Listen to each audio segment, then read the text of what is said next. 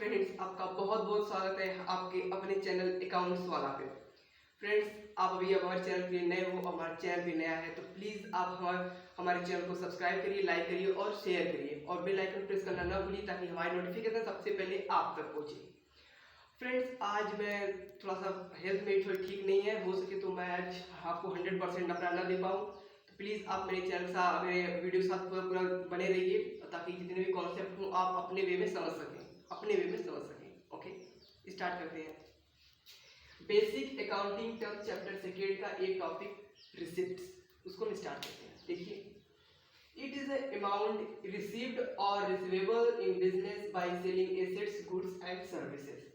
Means it is an amount means एक वो पैसा received या फिर receivable means received हो चुका है या फिर receivable in business. It is an amount received और receivable मिल चुका है या फिर मिलने वाला है।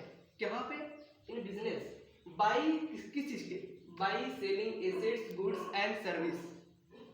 Okay, it is the amount received or receivable in business by selling assets, goods and service. ठीक, मीन्स वो पैसा जो बिजनेस के में एसेट्स, गुड्स, सर्विस बेचने पे जो पैसा मिल चुका है या फिर मिलने वाला है उसको हम रिसिप्ट्स कहते हैं। ध्यान दीजिएगा, पैसा, ठीक है ना, पैसा मिल चुका है फिर मिलने वाला किसमें? बिजनेस में। क्या बेचने पे? गुड्स और सर्विस और एसेट्स बेचने पे। ठीक, ये होती है रिसिप्ट्स। ओके, अब देखते हैं इसके टाइप्स, कुछ टाइप्स भी है इसके। क्या टाइप्स है भैया? रेवेन्यू रिसिप्ट्स है, एक कैपिटल रिसिप्ट्स है। ठीक है, इसको देखिएगा, it is a amount received और रिसीवेबल, इसमें वही है, receivable in a normal course of business by selling goods and rendering of service. इसमें क्या है भैया कि एसेट्स हमको नहीं बेचना है। ठीक है, इसमें ध्यान, बस थोड़ा सा डिफरेंस है, रेवेन्यू रिसिप्ट्स और कैपिटल रिसिप्ट्स में थोड़ा ही डिफरेंस है, उसको देखिए। यहाँ पे हमने क्या पढ़ा? सब कुछ बेच रहे हैं, एसेट्स, गुड्स एंड सर्विस बेच के जो पैसा मिल रहा है या फिर मिलने वाला हो रहा है उसको हम अपने मतलब रिसिप्ट्स बोल दे रहे हैं हम। ठीक है, रिसिप्ट्स हम समझ जा रहे हैं। अब रेवेन्यू रिसिप्ट्स क्या होता है भैया? It is a amount received और receivable in normal course of business by selling goods and service. ठीक है, आपके पास अपना कोई शॉप है, ठीक है, कुछ आप अब शॉप में कुछ सामान होगी मतलब शॉप है तो भाई कुछ है ना उसमें, तो उसको, ठीक है, उसको बेचकर, उस सामान को बेचकर किसी कस्टमर, अल्टीमेट कस्टमर को देकर जो पैसा आपको या तो मिल गया है या फिर उससे कस्टमर से या तो पैसा मिल गया है या फिर पैसा मिलने वाला है, ठीक है, उसको बोलोगे रेवेन्यू रिसिप्ट। ध्यान दीजिए बस, गुड्स एंड सर्विसेज और बिजनेस में, बिजनेस की जो बिजनेस क्या शॉप वगैरह की जो भी बिजनेस है उसकी, उसमें जो गुड्स है जो भी है या फिर सर्विस देकर जो भी इसमें गुड्स है, ठीक है, या फिर कोई सर्विस देकर जो पैसा आपको मिल रहा है या फिर मिलने वाला है उसको बोलोगे आप रेवेन्यू रिसिप्ट्स। ठीक है, क्लियर। अब आते हैं कैपिटल रिसिप्ट्स पे, ध्यान से सुनिएगा, कैपिटल से थोड़ा सा डिफरेंस है। It is the transaction which is not revenue in nature और not recurring in nature. Example, selling of assets.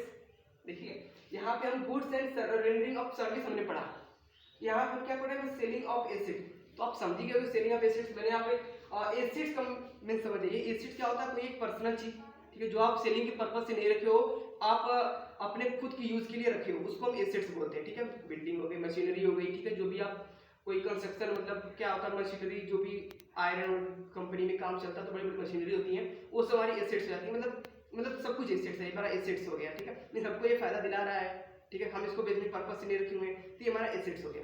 ठीक, it is a transaction which is not revenue in nature. ठीक है, ये रेवेन्यू इन नेचर था। ठीक है, means revenue in nature means business का day to day business में हम जो सामान बेच रहे हैं उससे पैसा मिल रहा है और फिर इसमें मिलने वाला है, ठीक है, उसको हम रेवेन्यू रिसिप्ट से बोलते रहे। कैपिटल रिसिप्ट में क्या होता है कि मींस कभी कभार आप जो बेच रहे हो, कभी कभार आपकी मशीनरी खराब हो गई, ठीक है, मेरा मार्कर खराब हो गया, मैंने इसको बेच दिया, लेकिन मैं इसका बिजनेस नहीं किया, मैं इसका बिजनेस क्या होगा नहीं, मेरा खराब हुआ, मींस मार्कर छोटा समझ चाहिए। सब एग्जांपल एक तौर पे, मार्कर मैंने अपने किसी, मेरा खराब हुआ, ठीक है, मैं बेच दिया मार्कर अपना, ठीक है, मैंने बंगाल में इसको बेच दिया, ठीक है, फिर जो बंगाल वाला जो मुझे पैसा देगा, बंगाल वाला जो मुझे पैसा देगा वो मेरा कैपिटल रिसिप्ट होगा। मींस मैंने उसका बिजनेस नहीं किया है, मैं कभी कभार की एक्टिविटी में जो कुछ आप बेच रहे हो वहां से पैसा मिलने वाला है या फिर मिल चुका होता है, ठीक है, उसको बोलोगे कैपिटल रिसिप्ट। क्लियर। रिसिप्ट पढ़े, टाइप्स पढ़े, क्या? Revenue receipt, capital receipt. Okay okay, clear. Okay, अब आते हैं एक्सपेंडिचर पर। एक्सपेंडिचर क्या होता है? अभी हमने रिसिप्ट पढ़ा, उसके टाइप्स पढ़े। अभी तो रिसिप्ट में क्या हुआ, आपको पैसा मिल रहा था, अब यहाँ पे पैसा जाएगा आपका, एक्सपेंडिचर में पैसा आपका जाएगा। देखिए कैसे जाएगा, it refers to the amount spent or liabilities incurred for acquiring assets, goods and services। ये एक पैसा है जो जाता है आपका, ठीक है, मीन्स क्या कहाँ जाता है, एक एसेट्स लेने में, गुड्स और सर्विस लेने में, जो भी एसेट्स और गुड्स लेने में जो का पैसा जाता है उसको आप एक्सपेंडिचर बोलते हैं, ठीक है। अब इसका क्या मतलब, लायबिलिटीज इनकर्ड, इसका क्या मतलब है, तो मैंने बताया था कि लायबिलिटीज का मतलब होता है रिस्पॉन्सिबिलिटी टू पे। आपका it is refers to the amount spend, या फिर स्पेंड कर रहे हो या फिर स्पेंड करने की जिम्मेदारी लिए होगा, ठीक है, उसको लायबिलिटी बोलते हैं, मींस रिस्पॉन्सिबिलिटी टू पे। It is refers to the amount spent or liabilities incurred for acquiring assets, goods and services। Means कोई एसेट्स, कोई गुड्स, कोई सर्विस खरीदने पे जो पैसा आपका लगता है या फिर आप पैसा लगाने की जिम्मेदारी रखते हो उसको बोलते हैं एक्सपेंडिचर। क्या करने में, एसेट्स खरीदने में, गुड्स सर्विस खरीदने में, किसके पर्पस से, बिजनेस के पर्पस से। मीन्स बिजनेस जो भी आपका शॉप है उसमें कुछ डालने के लिए, उसके लिए एसेट्स ले रहे हो आप, गुड्स सर्विस ले रहे हो उसके लिए, ठीक है, उसको खरीदने में जो पैसा आपका लगता है, या फिर तीसरे से मतलब दूसरा बिजनेसमैन होगा उसका कोई तीसरे को पैसा देता है, किसी तीसरे को पैसा देता है, किस लिए पैसा देता है, क्योंकि वो एसेट्स, गुड्स एंड सर्विस खरीद रहा है अपने बिजनेस के शॉप में डालने के लिए, ठीक है, इसको बोलते हैं आप एक्सपेंडिचर, ठीक है, मीन्स पैसा खर्च होता है। इसके टाइप्स देख लीजिए, क्या रेवेन्यू एक्सपेंडिचर होते हैं और एक कैपिटल एक्सपेंडिचर होते हैं। अभी हमने रिसिप्ट में पढ़ा, ठीक है, in the same way revenue expenditure and capital expenditure, ठीक है, और मतलब सेम है, बस इसमें जाता है, उसमें आता था, इसमें जाता है। देखिए कैसे जाता है इसे, it refers to the amount spent for acquiring goods and service for business purpose, ठीक है, इसमें क्या होता है, बिजनेस पर्पस के लिए जो भी आप गुड्स एंड सर्विस खरीदते हो, ठीक है, उसको बोलोगे आप रेवेन्यू एक्सपेंडिचर। अब इसमें सेम यही है, कुछ दिक्कत है इसमें है नहीं, ठीक है, इसमें आप एसेट्स भी खरीदते हो लेकिन इसमें आप वो सब नहीं खरीदोगे, बस गुड्स एंड सर्विस जो भी आप लोगे, ठीक है, एक्वायरिंग मतलब शॉप में डालने के लिए जो भी आप गुड्स एंड सर्विस लोगे उसको आप बोलोगे रेवेन्यू एक्सपेंडिचर बोलोगे, ठीक है, सिंपल था, सेम से कोई मतलब नहीं, ठीक है, रेवेन्यू एक्सपेंडिचर क्लियर।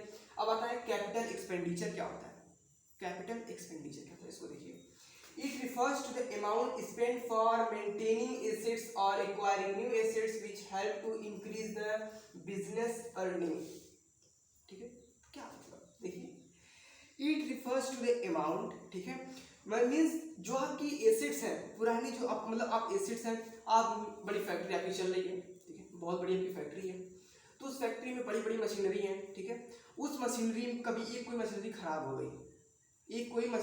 हो गई, या तो आप उसको प्रिपेयर करवाने ले जाओगे, या तो उसको प्रिपेयर कराओगे, या तो उसके बदले में नहीं लोगे, तो वहां पे जो पैसा लगेगा वो होगा कैपिटल एक्सपेंडिचर होगा, ठीक है, मीन्स आप डेली तो खराब होती नहीं है, डेली मशीनरी तो आप ले नहीं रहे हो, ठीक है, मीन्स कभी कभार आपकी बाय द वे आपकी मशीनरी खराब हो जाती है, उसको प्रिपेयर कराने में जो पैसा लगता है, या फिर प्रिपेयर होने लायक ही नहीं है, वो आप इसको भंगार में करके आप दूसरी मशीनरी जो लाते हो, ठीक है, दूसरी मशीनरी उसके बदले में लाते हो, वहां पे जो पैसा लगता है उसको बोलोगे आप कैपिटल एक्सपेंडिचर, ठीक है, कभी कभार जो लगता है पैसा, ठीक है ना, कभी कभार, ठीक है, उसको बोलोगे कैपिटल एक्सपेंडिचर बोलोगे आप।